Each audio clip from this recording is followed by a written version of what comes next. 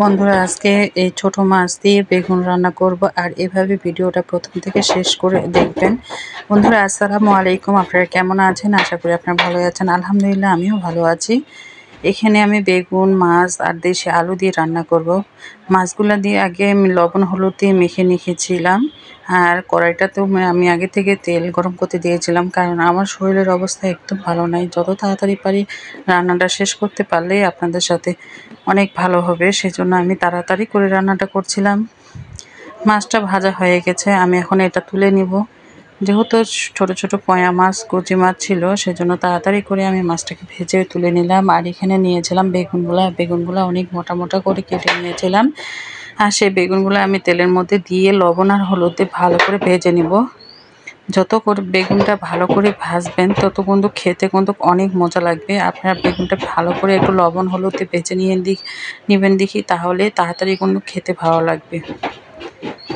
আর আমার পায়ের সমস্যা, এমনি শরীরের অবস্থা ভালো নাই, তারপরও আপনাদের সাথে নতুন নতুন ভিডিও আমাকে তো অবশ্যই শেয়ার করতে হবে, কারণ এটা প্রতিদিনের একটা ভিডিও।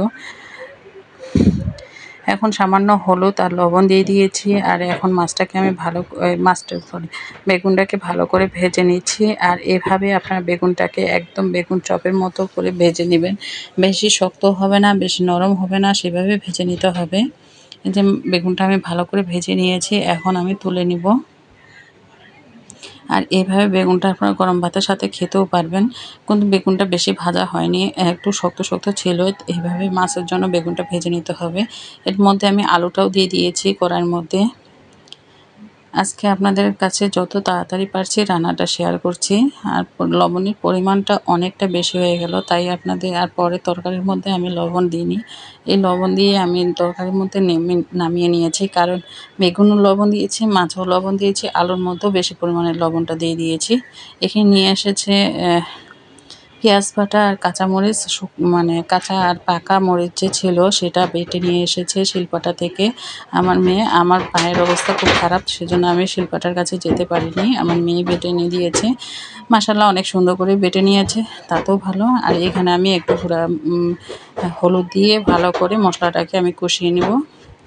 আর যেহেতু আলু তো আর ভেঙে যায় না, এভাবে মশলার সাথে কষিয়ে নেবেন, তাতেও কিন্তু খেতে ভালো লাগবে। এখন আমি বেগুনগুলো দিয়ে একদম উল্টে পাল্টে করে ভেজে নিচ্ছি। আর এর মধ্যে দিয়ে দিচ্ছি মাছগুলাও।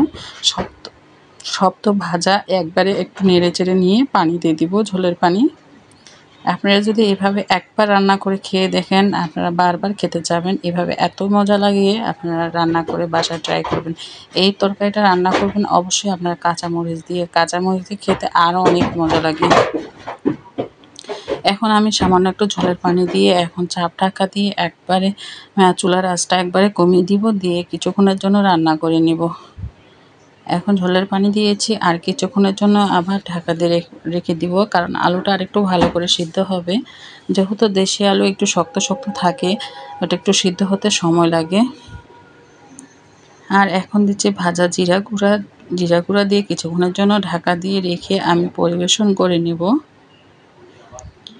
দেখুন কত সুন্দর করে ওপরে তেল ভেসে উঠেছে। আর এইভাবে রান্না করে আমি পরিবেশন করে নিয়েছি।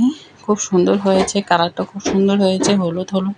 আর এতে ভাত দিয়ে মেখে নিলেও ঝোলটা দিয়ে আপনি এক থালি ভাত খেয়ে নেবেন। আসসালামু আলাইকুম, ভালো থাকবেন সবাই।